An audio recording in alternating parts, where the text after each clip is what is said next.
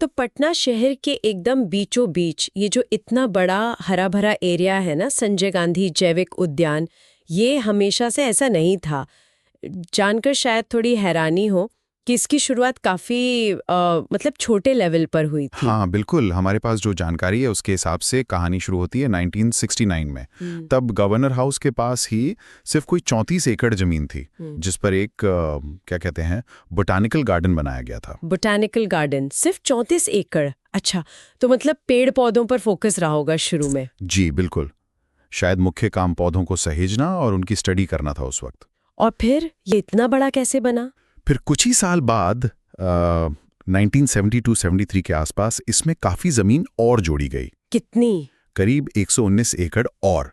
तो समझ लीजिए कि ये बहुत बड़ा एक्सपेंशन था। अरे वाह, 34 से सीधा इतना ज्यादा? हाँ, और इसी के बाद 1973 में इसे पब्लिक के लिए खोला गया और नाम दिया गया संजय गांधी जैविक उद्यान। अच्छा, तो 1973 में ये आम लोगों के लिए खुला? जी, और यहाँ ये बात जरूरी है कि इसे जैविक उद्यान क्यों कहा गया, सिर्फ चिड़ियाघर क्यों नहीं? हाँ, ये बताइए जरा, क्या फर्क है? देखिए, जैविक उद्यान या बायोलॉजिकल पार्क का कॉन्सेप्ट थोड़ा बड़ा होता है। हाँ। इसमें सिर्फ जानवरों को पिंजरे में रखना नहीं होता है। अच्छा। बल्कि कोशिश होती है कि एक पूरा इकोसिस्टम दिखाया जाए। मतलब पौधे, जानवर, उनका आपसी रिश्ता, एक नेचुरल माहौल बनाने पर जोर रहता है। समझ गई। तो मतलब सिर्फ जानवर देखने की जगह नहीं, बल्कि एक तरह का पूरा प्राकृतिक अनुभव देने की कोशिश। बिल्कुल सही। और आज के टाइम में कितना बड़ा है ये? आज ये कुल मिलाकर 153 एकड़ में फैला हुआ है। और ये बिहार का सबसे बड़ा बायोलॉजिकल पार्क है? 153 एकड़, शहर के बिल्कुल बीच में। कमाल है। हाँ, इसका महत्व तो फिर बहुत ही ज्यादा होगा शहर के लिए। हाँ, बहुत ज्यादा। इसका अंदाजा शायद यहाँ आने वाले लोगों की भीड़ से ही लग जाता है।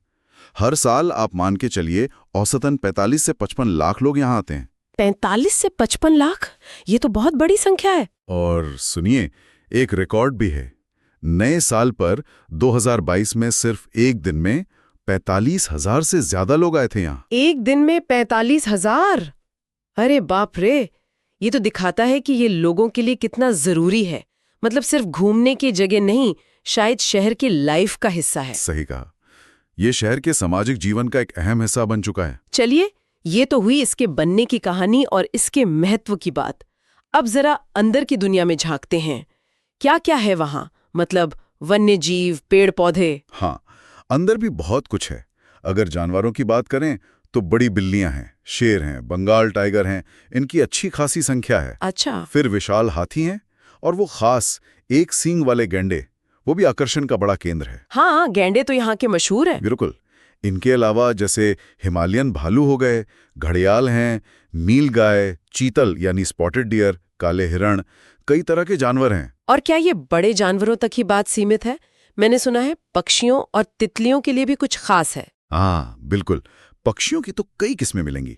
रंग बिरंगे तोके, मोर और पानी के पास रहने वाले बहुत से वाटर बर्ड्स। और तितलियों के लिए तो एक अलग से बटरफ्लाई पार्क भी है। वहां आपको कई सुंदर और दुर्लभ प्रजातियां भी दिख जाएंगी। अरे वाह, बटरफ्लाई पार्क भी? जी, ये सब मिलकर ही इसे वो जैविक माहौल देते हैं जिसकी हम बात कर रहे थे। और हाँ, पेड़ पौधों को तो भूल ही नहीं सकते। सैकड़ों तरह के पेड़ पौधे हैं जो इसे एकदम घना जंगल जैसा एहसास देते हैं। तो मतलब पूरा पैकेज है, सिर्फ जानवर देखना नहीं बल्कि प्रकृति को करीब से महसूस करना। और लोगों के करने के लिए क्या एक्टिविटीज है वहाँ? हाँ, एक्टिविटीज भी हैं। जैसे एक झील है, वहाँ बोटिंग कर सकते हैं। अच्छा, नौका विहार? हाँ, बच्चों के लिए एक टॉय ट्रेन है, वो पूरे पार्क का चक्कर लगवाती है। बड़ा मजा आता है उसमें। हाँ, टॉय ट्रेन तो बच्चों को बहुत पसंद आती हैं। और जिन्हें शांति से घूमना पसंद है उनके लिए नेचर वॉक के रास्ते हैं। पिकनिक के लिए भी बढ़िया स्पॉट्स हैं। और फोटो खींचने वालों के लिए तो ये जन्नत है। सही बात है।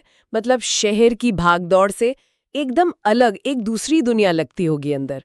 वो क्या कहते हैं, जंगल की सी खुशबू, पक्षियों का शोर। बिल्कुल, वो अनुभव ही अलग है। ये सिर्फ एक पिकनिक स्पॉट या जू नहीं है, ये तो शहर के लिए एक तरह से फेफड़ों का काम करता है, स्ट्रेस बस्टर है। तो अगर हम संक्षेप में देखें तो एक छोटा सा 34 एकड़ का बोटैनिकल गार्डन आज पटना का एक तरह से हरा हीरा बन गया है। हाँ, हरा हीरा कह सकते हैं, जहाँ इतनी सारी बायोडाइवर्सिटी है और लाखों लोगों की जिंदगी से जुड़ा है। जहाँ शेर, बाघ, गैंडे से लेकर तितलियों तक सब है। और बड़े बड़े पेड़, बोटिंग, टॉय ट्रेन, मतलब सबके लिए कुछ न कुछ है। नेचर एजुकेशन, एंटरटेनमेंट, सबका संगम है ये जगह। बिल्कुल। तो जाते जाते एक सवाल हमारे सुनने वालों के लिए छोड़ जाते हैं। कभी सोचिएगा कि किसी शहर के ठीक बीच में 150 एकड़ से ज्यादा का ऐसा हरा भरा जीता जागता इकोसिस्टम होना, ये उस शहर के माहौल पर, वहाँ की हवा पर और सबसे बढ़कर वहाँ रहने वाले लोगों की मेंटल और फिजिकल हेल्थ पर कितना गहरा, कितना पॉजिटिव असर डालता होगा। हाँ, ये सोचने वाली बात है। ये सिर्फ एक पार्क या चिड़ियाघर से कहीं ज्यादा है।